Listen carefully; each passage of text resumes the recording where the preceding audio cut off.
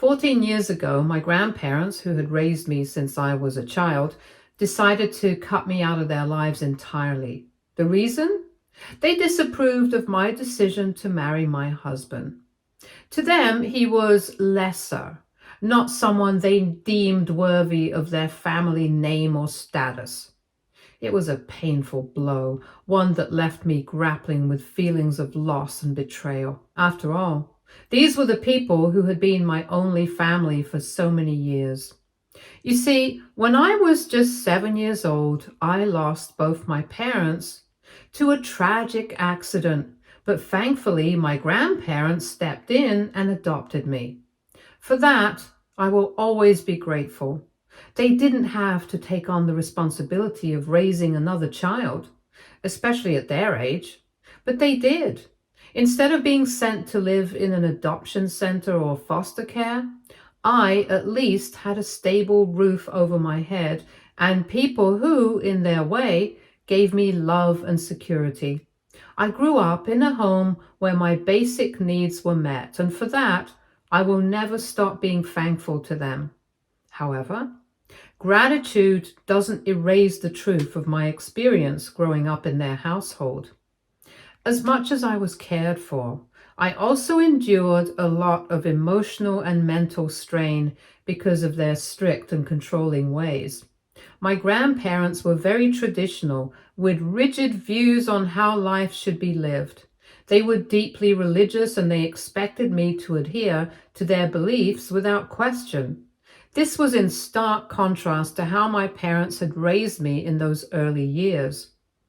My parents, while alive, had been more relaxed and more open-minded. They never pushed me to follow any religion rigidly. But with my grandparents, it was the opposite. They had rules, lots of them, and they were non-negotiable. Breaking them wasn't an option. My grandfather in particular ran the household like it was a military barracks. He had spent years in the army, and it still showed in his demeanor and the way he treated others. He barked orders rather than ask for things. He expected total obedience and discipline from everyone around him, including my grandmother. She, in many ways, bore most of his controlling nature. She was expected to handle all the cooking, cleaning, and household chores without any help from him. Even when she was exhausted or unwell, even as a child, I noticed the imbalance in their relationship. As I grew older, life with my grandparents became even more restrictive. They didn't let me be a normal kid, not even close. While other children my age were allowed to play, make new friends, or enjoy the simple pleasures in their life, I was not allowed to do most things. For instance, I wasn't allowed to wear skirts or sleeveless dresses or tops. They considered such clothing inappropriate, even indecent, as they didn't want me showing any arms. My hair had to be plaited at all times, no exceptions. Unruly hair, as they called it, wasn't acceptable in their household. My appearance at all times had to align with their rigid expectations of modesty and discipline. They didn't care that I was just a kid wanting to dress up like my classmates or try out a new hairstyle. Everything about how I looked and behaved was dictated by their so-called rules. It didn't stop there. After school, while other kids might hang out with friends or stay a little longer to join a school club, I had to rush straight back home. No detours, no excuses. Once home, I was expected to pray and start working on my homework. My grandfather would religiously check my bag every night, and if he found out that I had received low grades on any of my papers, then he would refuse to give me dinner, and I had to go to sleep hungry that night. My room also had to be spotless at all times, with not a single speck of dust anywhere. And if they found even the tiniest thing out of place, I wasn't just scolded, I was spanked on my palms 10 times. I can still remember the sting and how I would cry every time, but they didn't care. I also wasn't allowed to have friends unless my grandparents approved of them. And as you can probably guess, their standards for approval were nearly impossible to meet. If they didn't like someone's family, background, or even their tone of voice, that friendship was forbidden for me to pursue. And as if all this wasn't enough, my grandfather also had the outdated belief that women had no business learning to drive. So when I turned 16 and wanted to drive like others, he didn't just discourage it, he outright banned it. To him, women and engines were a bad mix, and any dreams I might have had of getting behind the wheel were dismissed as nonsense. Looking back, it feels unbelievable to think about how much I endured. At the time, though, I accepted it all because I had no choice. This was my life, and this was all I knew. I had nowhere else to go, no one else to turn to. Their house was my entire world, and I convinced myself that their rules were normal and this was just how every family operated. It wasn't until I went to college that I began to see things differently. But even getting to college was a battle. My grandfather was adamantly against it. In his mind, I didn't need higher education. He believed my time would be better spent getting married to the son of one of his close friends. He had it all planned out as though my life was a chess piece. He could move wherever he wanted, but I couldn't accept that. Deep down, I knew I wanted more for myself, so I begged. I pleaded with him to let me pursue a college degree. It wasn't easy. There was a lot of groveling involved, but eventually he relented. Once I got to college, for the first time ever, I experienced a taste of freedom and began to see just how different life could be. When I first met my husband in college, I was honestly surprised that someone like him would even want to talk to me. I had spent my entire life in such a controlled, suffocating environment that I didn't know how to connect with people my age. I was awkward, unsocial, and unsure of myself. I had no idea how to make friends or even hold a casual conversation without second guessing everything I said. But he made it easy. From the very first moment, he made me feel comfortable, like I didn't have to pretend to be someone I wasn't. He saw through the walls I had built around myself, and instead of judging me, he gently helped me break them down. We started as friends. He never pushed me or rushed me into anything. Slowly but surely, we got to know each other, and before I knew it, we had fallen in love. It wasn't the kind of love that sweeps you off your feet in dramatic movie-like ways. It was quiet, steady, and kind. The kind of love that makes you feel safe. I can honestly say I'm lucky to have found him because he changed my life in ways I never thought possible. Meeting his family was a revelation. I had no idea what to expect. But from the moment I walked into their home, they were so warm and welcoming. They greeted me with open arms and treated me as though I belonged there. It was unlike anything I had ever experienced. Watching them interact with each other was eye-opening.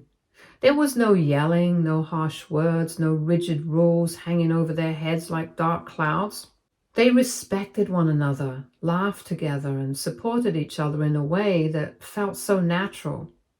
I didn't realize family could function like that because my experience with my grandparents had been the complete opposite. Over time, his family made me feel like I was one of them. They didn't just welcome me into their lives, they embraced me fully. It was the first time I felt like I belonged somewhere without having to sacrifice my identity or tiptoe around someone else's expectations. That sense of acceptance and love gave me the strength to start imagining a life beyond the limits my grandparents had imposed on me. Throughout college, though, I kept my relationship with my boyfriend a secret from my grandparents. I knew how they would react if they found out I was dating someone. They didn't want me involved with anyone. To them, my entire future was already decided. I was meant to marry the son of my grandfather's friend, and any deviation from that plan was unthinkable. So I hid the most important part of my life from them, keeping my love and happiness in the shadows. After graduating from college and securing a good job, I finally found the courage to stand up to my grandparents. It was one of the hardest things I've ever done when I told them that I wanted a different life, a life of my own choosing. They reacted exactly as I feared they would. My grandfather, in particular, was furious. He accused me of deceiving him, of using college as a way to escape his control. He told me he felt blindsided and betrayed, as though I had been plotting against him all along. In his eyes, securing my independence was an act of rebellion, not a step towards building my own future. My grandmother was also deeply disappointed. She pleaded with me to come back home, to live under their roof and their rules again. She couldn't understand why I would choose to defy them or reject the life they had planned for me. Her biggest argument was that I was angering God by going against their wishes. She genuinely believed that by refusing to marry the man they had chosen for me, I was jeopardizing not just my happiness, but my soul. Despite their constant disapproval, I paid no heed to my grandparents' words and continued building the life I wanted for myself. My husband and I stayed together, growing closer every day. And 2 years into our relationship, he proposed, and I was more than happy to say yes. It felt like a moment of pure joy and love, a new chapter beginning, one filled with hope and possibility. But of course, my grandparents saw it as another opportunity to express their resentment and disappointment in me. When they heard about the engagement, they invited me over for lunch. At first, I thought maybe this was their way of extending an olive branch. I hoped, perhaps naively, that they wanted to make peace or at least try to understand my decision. But as soon as I arrived, it became clear that their intentions were far from kind. The lunch quickly turned into a session of verbal abuse and emotional manipulation. They wasted no time in telling me just how disappointed they were in me. My grandfather in particular spared no harsh words. He said my parents would be ashamed of how I had turned out and tried to guilt-trip me into breaking off my engagement with my husband. According to them, he wasn't good enough for me. They claimed he wasn't doing well financially compared to the other men they believed I could have chosen to marry instead. I pointed out that my husband and I were both in our 20s, and it was ridiculous to expect someone my age to be wealthier than I was. Also, I didn't care about his wealth. He was my partner in every sense of the word, and I couldn't have asked for a better person to share my life with. But none of that mattered to my grandparents. The only thing they seemed to care about was that my husband didn't come from generational wealth, and that they had always dreamed of their only granddaughter marrying a wealthy man. My grandfather, ever critical and demanding, compared my husband with other men who could, in his words, provide me with a life of luxury and even help them out financially if needed. It was all about status and money to them. They didn't care about how much my husband loved me or how much he had already done to support me. To them, love and partnership was secondary to wealth and appearances.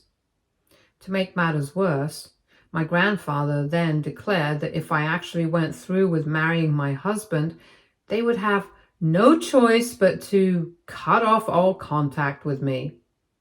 He made it sound as if this were all my fault, as though I was forcing their hand to make this ultimatum to me. He said that by marrying my husband, I was signing up for a lifetime of struggle and abandoning the comfortable life they had envisioned for me. It was their way of trying to scare me, to make me doubt my decision. But the thing is, I had heard their criticisms and endured their judgments for far too long. I knew the life I wanted, and I knew I deserved happiness.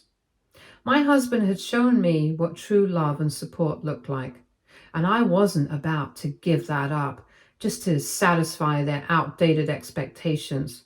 So even though their words stung, I stood firm. If cutting me off was their choice, then so be it. I wasn't going to let their bitterness dictate my future. So I went ahead and married my husband, and I can confidently say that I've never regretted that decision, not even for a moment. Over the years, my husband and I have faced our fair share of challenges, but we've weathered every storm together. Whether times were tough or joyful, we've always had each other, and every morning I still wake up feeling grateful for the love we share. We're now a family of 4 with 2 wonderful kids who have brought so much light and joy into our lives. Looking at our little family, I often think about how different my life would have been if I hadn't taken that leap of faith to choose my happiness over my grandparents' expectations. My husband has been my rock, my partner, and my best friend, and our life together is everything I could have hoped for. But even with all the happiness I found, there's still a part of me that aches for the family I lost. It's been 14 years since I last spoke to my grandparents.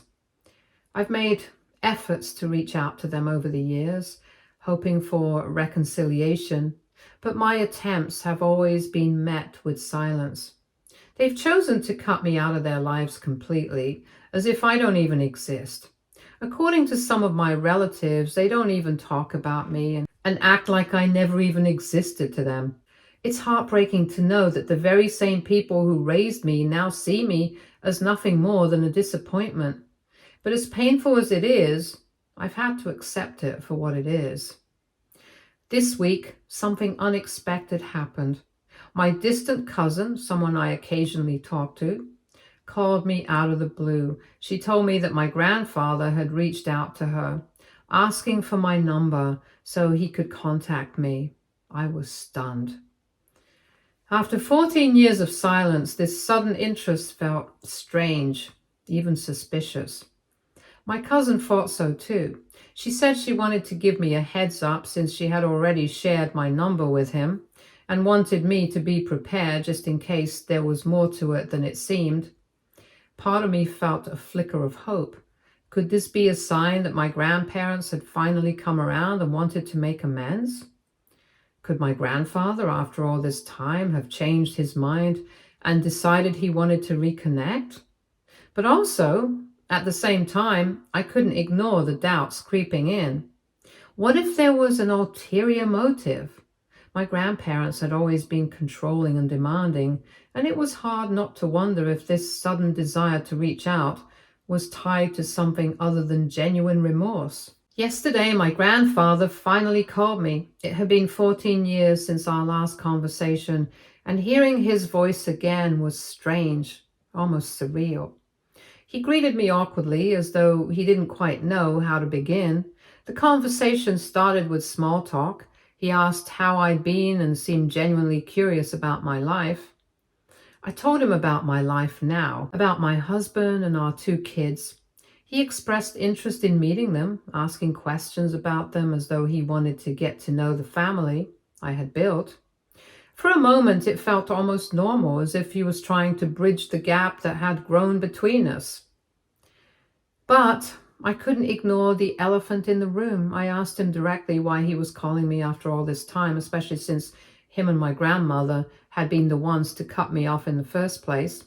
I didn't mince my words. I reminded him that I was still happily married to the man they had disapproved of so strongly. The man they felt wasn't good enough for me. That's when my grandfather began to explain. He said that he and my grandmother were getting older and just wanted to reconnect with me before it was too late for them. He went on to say how he regretted cutting me off all those years ago and how he had been missing me, but had been too stubborn to admit it. If I'm being honest, the moment my grandfather said he had been missing me, something didn't sit right. My gut instinct kicked in, and I couldn't shake the feeling that something was off. You see, my grandfather is not someone who talks about his feelings. Growing up, I can't recall a single time when he expressed emotions like missing someone. He was always stoic, commanding, and distant. He doesn't even miss his own parents. For him to suddenly use such sentimental language felt completely out of character. And then there was the timing. If he had really been missing me, why did it take him 14 years to reach out? Why now, all of a sudden? I couldn't help but question his motives. People don't change overnight, and my grandfather has always been someone who values control and his own interests above all else. Could it be that he needed something from me? Was this genuine regret, or was there something else driving his decision to call me? My grandfather continued to say how he wanted me to visit him and grandma with my kids and spend some time with them.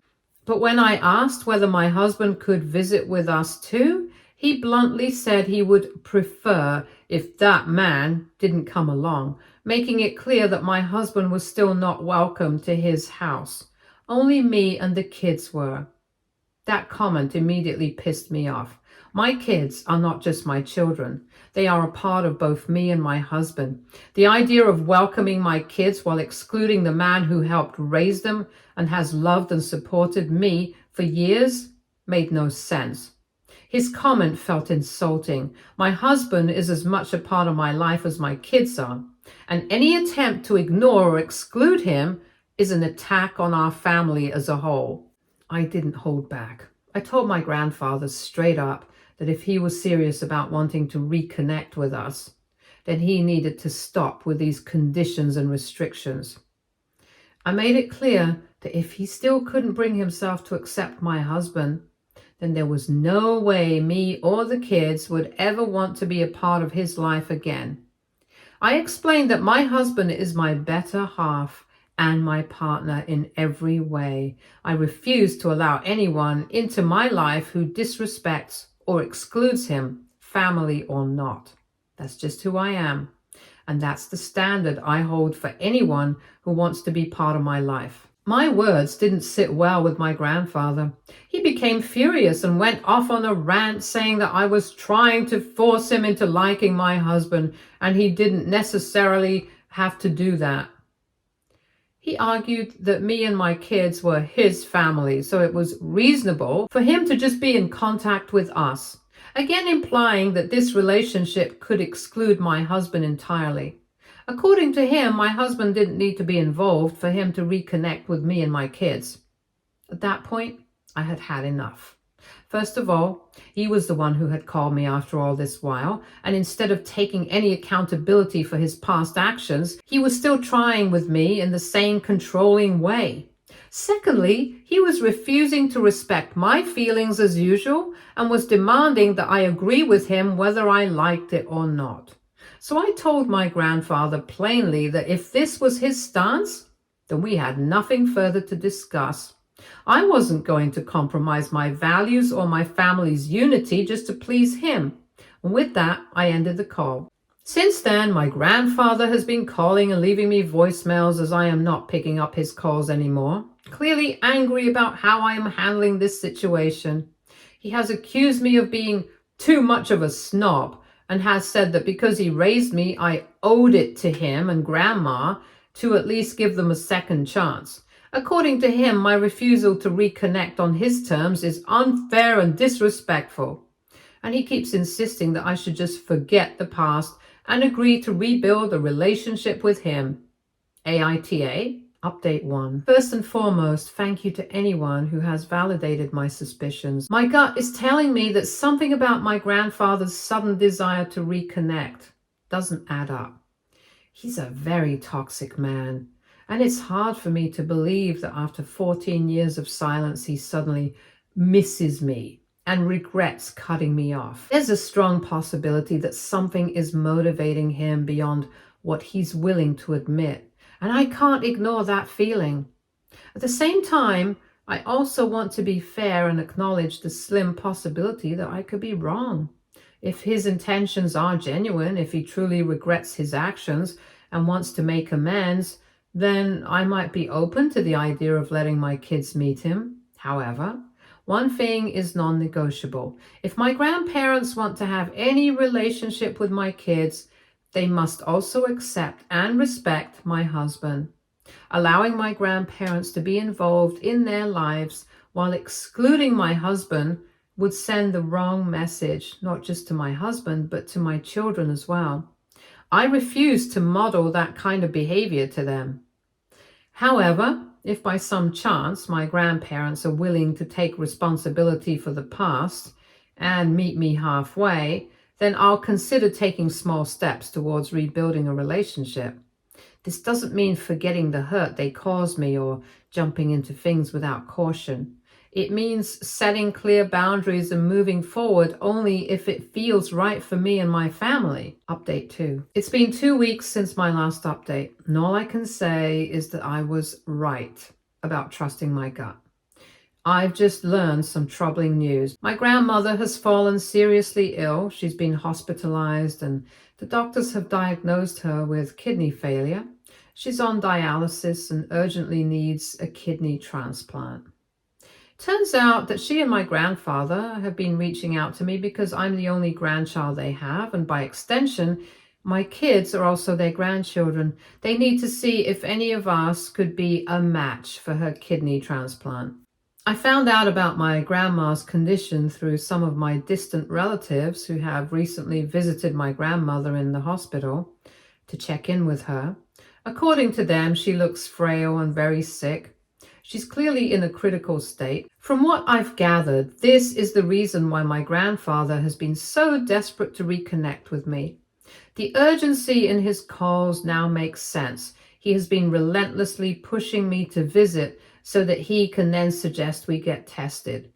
Clearly, he wants to know if we're a match for a kidney donation for her. Now that I know the full situation, I'm honestly furious and deeply pissed off. On one hand, I feel sympathy for my grandmother's health condition, but at the same time, I'm still grappling with the history I have with my grandparents and my own feelings of betrayal. How dare my grandparents even assume that they can just come to me and my kids expecting us to be their lifeline because they need a kidney transplant. After 14 years of silence and toxic behavior, they suddenly expect us to drop everything and give them something as precious as an organ. How dare they assume that we would even want to help them? They didn't even care about maintaining a relationship with me, my husband, or my kids all this time. And now, in a moment of crisis, they suddenly think it's acceptable to just come back into our lives like it's nothing. The audacity is infuriating. Update 3. It's been a week since my last update, and my grandfather reached out to me again. This time I told him that I knew exactly what was happening with Grandma, and that me and the kids were not interested in helping them. I told him to ask for help from other family members if they were willing to help. This is when my grandfather doubled down and started attacking me. He said things like, I had ruined my life after marrying my husband and how I had committed a crime by marrying a man outside our religion. Those words cut deep. He made it very clear that had I married someone of the same faith, he would have never cut me off from his life. This was the moment when it all clicked for me. All these years I had been wondering why my grandfather couldn't accept my husband, why he was so resentful and dismissive of him, even when my husband had never done anything wrong. Now I finally knew the truth. It all came down to faith. When I realized this, I was even more furious at my grandfather. I told him firmly that I felt ashamed that I was even related to someone like him, a man who could be so blinded by his hatred for a person based on faith or religion could never be a part of my life, nor could he be around my children. I told him that I would never forgive him for what he said, for the way he had treated me, my husband, and my children, all because of something as ridiculous and hateful as his intolerance. I couldn't believe that there had always been a part of me that thought he would maybe one day change. But now, hearing his blatant ignorance from him, I knew there was no turning back. This is when my grandfather tried to change his tune. He started to say how even if I didn't like him, I should at least consider helping my grandmother, who was sick and needed our support. He tried to pull at my heartstrings, saying how I owed it to them since him and my grandmother adopted me after my parents' death and raised me. This is when I told him that living with them was not a piece of cake. I had paid my dues by suffering under their roof for years. I followed all their rules, and I was still punished by them, all because I married a man outside their faith. I told grandfather that although I was sad about what they were going through right now, it still didn't make it my responsibility anymore to help them. After all, they were no longer my family. My grandfather started cursing me out and called me a few unpleasant names, but I paid no heed to the old man. I disconnected the call and blocked him. I couldn't listen to his toxic, manipulative words anymore. He had made his views clear, and he had finally shown me who he truly was. I wasn't going to allow someone like that back into my life or my children's lives, no matter what blood ties we shared. Stay tuned for more stories from our girl relationships.